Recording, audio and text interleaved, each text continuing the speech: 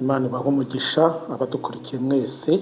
Intumwa Pawulo, umwe mu bayobozi bakomeye mu nzira y'umwuka babayeho mu mateka, yanditse amagambo akomeye adasanzwe isi itazigera yibagirwa. Yaranditse ngo sinzi ibyo nkora, kuko ibyo nshaka atari byo nkora, ahubwo ibyo nanga akaba ari byo nkora. Abaroma 7:15. Ibi wenda usanzwe ubyumva. Abantu benshi bakunda kuvuga kuri ibi bintu, ariko hari ukuri kudasanzwe batajya bagaragaza. Uyu munsi tugiye kurebera hamwe uku kuri gukomeye, ibiganiro byinshi kuri iyi ngingo bitajya bishyira habona. Tugiye kurebera hamwe impamvu intambara zawe urwana z'irari zidakwiriye kuba ikimenyetso cyo gutsindwa kwawe, ahubwo ari ikimenyetso cy'intego idasanzwe Imana ifite ku buzima bwawe. Nusoza kureba iyi video, uraza gutangira kubona intambara zawe mu buryo butandukanye nuko wabyibwiraga. Mu byanditswe tubonamo ibintu twafata nk'amahame tudashobora kwirengagiza. Abantu benshi batoranyijwe n'Imana gukora imirimo idasanzwe bagiye barwana intambara zo kugeragezwa n'irari ry'ubusambanyi. Urugero rukomeye cyane dutanga ni umwami Dawidi, umugabo udasanzwe wari ku mutima w'Imana, wararikiye Batisheba. Yosefu wari warateguriwe gucungura ubwoko bw'iwabo, yageragejwe bikomeye na muka Potifari. Samsoni nawe wari ufite impano idasanzwe y'imbaraga. Inshuro nyinshi yagiye yisanga mu ntambara n'abakobwa batari mu mugambi w'Imana. Ariko hano hari ibintu bitajya bivugwa mu biganiro byinshi. Biriya byose ntabwo ari impanuka. Hari impamvu, hari umugambi utuma ibi byose biba. Hari ihame ry'umwuka riri gushyirwa mu bikorwa rifitanye isano mu buryo busesuye n'ubuzima bwawe. Iyo Imana ihisemo umuntu kuzakora umurimo uzarema impinduka zidasanzwe, umwanzi atangira kurwanya uwo muntu mu buryo budasanzwe, agambiriye guhagarika uyu mugambi Imana imufiteho. Satani atangira gukora ibishoboka byose kugira ngo ahagarike izi mpinduka. Bitekerezeho, ubaye uri gutegura kwinjira mu ntambara, ese wapfa kwataka gusa nta kintu witayeho? Ahubwo ntekereza ko wabanza ugasobanukirwa neza ahantu wakubitira umwanzi wawe hagatuma acika intege ku buryo bukomeye cyane. Uburemere bw'intambara zawe urwana n'irari buba buhwanye n'uburemere bw'ibyago umugambi w'Imana kuri wowe ushobora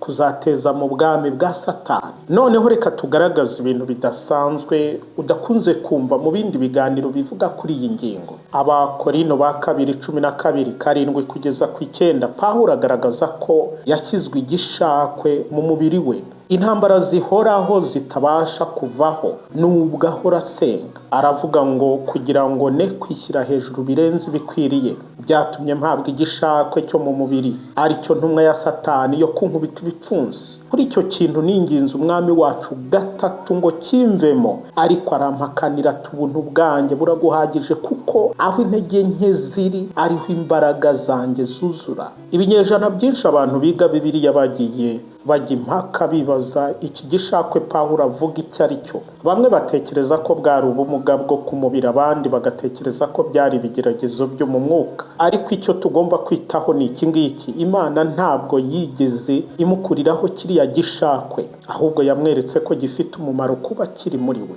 gutuma Pawulo akomeza kwicisha bugufi ndetse no kubaho yishingikiriza ku buntu bw'Imana. Intambara zawe z'irari zishobora kuba zifite intego mu buzima bwawe nk'uko byari bimeze kuri Pawulo. Ntibituruka kuko Imana itera kugeragezwa, oya, ahubwo kuko Imana ibasha no gukoresha intambara zacu ituremamo icyo ishaka ko tuba cyo kubw'umugambi wayo. Izi ntabwo gusa ari inyigisho zo mu mwuka, ahubwo ni ukuri kurema impinduka zigutera guhindura uburyo ubonamo intambara zawe. Mu mateka kuva isi yaremwa, abantu bose bakoze ibintu bidasanzwe birema impinduka mu buzima bw'umwuka. Kenshi bagiye babaho barwana n'intambara zibashegesha imbere muri bo. Umutagatifu Augustine yakundaga gusenga avuga ati Uwiteka untunganye mu gihe cye cy'ubusore, igihe yarwanaga n'ibigeragezo by'irari n'ubusambanyi. Nk'umusaruro byamuhinduye umwe mu bateolojiye bakomeye baremye impinduka mu Bukristo. Umuteolojiye wundi witwa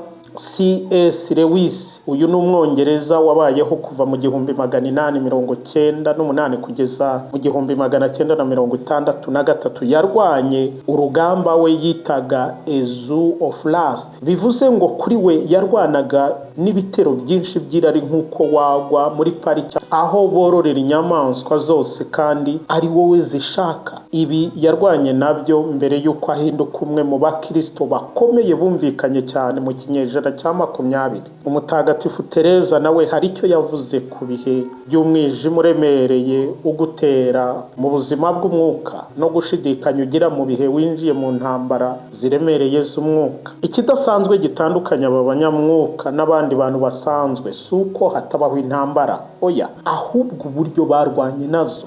Aha niho ibikorwa bitangirira. Kumva ugasobanukirwa neza ko ushobora kuba uri uwatoranyijwe niryo tangiriro. Uburyo uhagarara muri uyu muhamagaro nicyo gifite agaciro. Iyi ntambara zawe urwana n'irari zifitanye isano n'umugambi w'Imana mu buzima bwawe. Hano hari ibintu bine bitandukanya umuntu wahamagawe n'uwatoranyijwe by'ukuri. Icya mbere, uwatoranyijwe by'ukuri agira gusobanukirwa ishusho nyakuri y'ibitero igihe yatewe. Igihe ibitero uri kubona byisukiranya, ukwiriye kwibaza wowe ubwawe uti ni uwuhe mugambi w'Imana Satani ashobora kuba agambiriye kumbuza kugeraho? Ese ni imbaraga zawe zo kuyobora? Hari igihe Satani ashobora kuba agambiriye gusenya ubushobozi bwawe bwo kuyobora.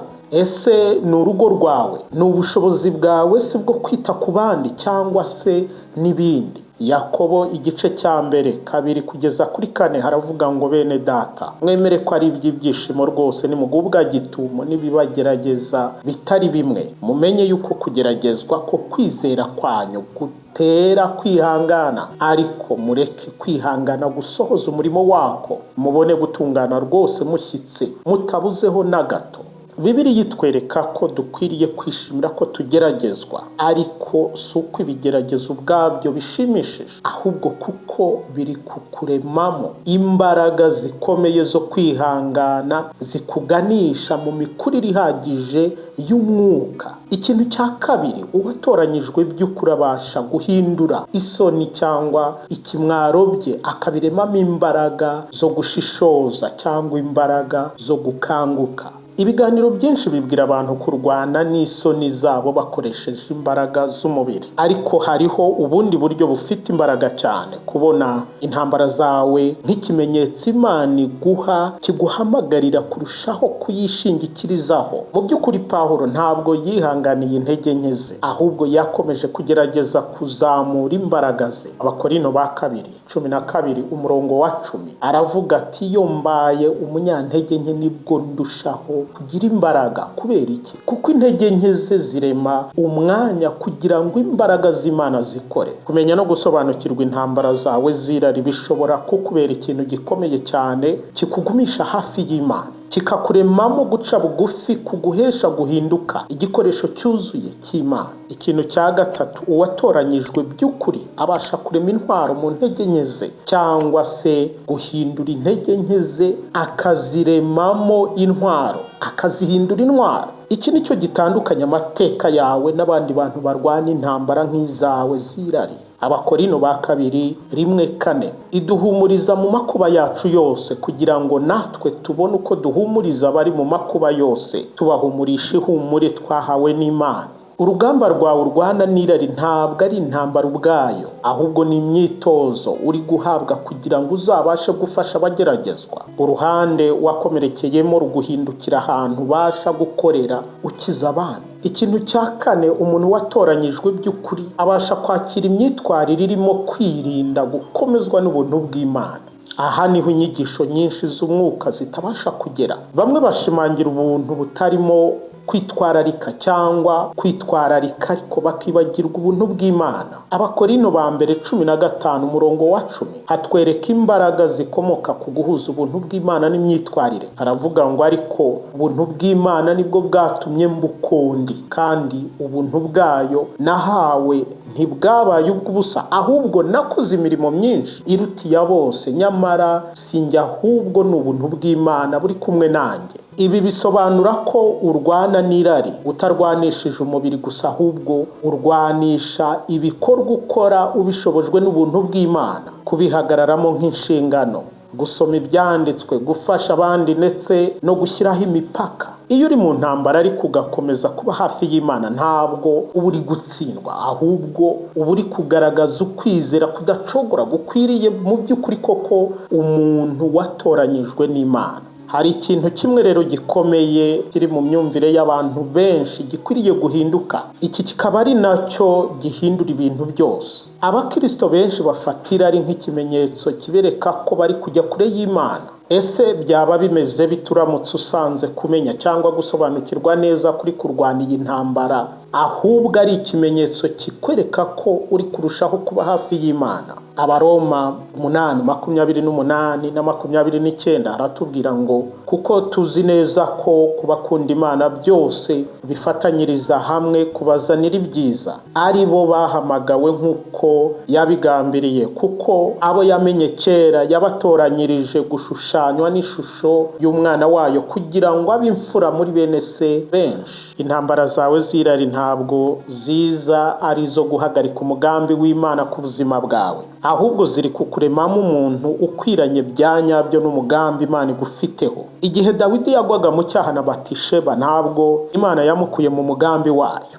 ahubwo kugutsindwa kwabaye isomo ku bantu benshi. Zaburi ya 51 ni rimwe mu masengesho yo kwihana afite imbaraga cyane yashyizwe mu nyandiko. Riba isengesho ryo kuzakomeza abantu bo mu bihe byose. Ibi ntabwo bivuze ko twishimiye ibyaha, oya, ahubwo birasobanura ko twishimiye imbaraga z'Imana zikiza ibyaha. Ntabwo igifite agaciro ari uko uzageragezwa, oya, ahubwo igifite umumaro nuko kugeragezwa kwawe kugukururira kurushaho kwishingikiriza ku buntu bw'Imana. Niba uri kumva ibi ukaba uri kurwana intambara z'irari, ndagira ngo wumve neza, intambara zawe ntabwo zigukura mu murongo w'umugambi w'Imana, ahubwo ni ikimenyetso kikwereka kuri gutegurwa. Umwanzi ntabwo ajya arangazwa n'abantu badafite icyo bahungabanya mu bwami bwe, ahubwo arwanya abantu abona ko ibyo Imana ibagambiriyeho bizasenya umugambi we. Umuhamagaro wawe ntabwo ari izo ntambara,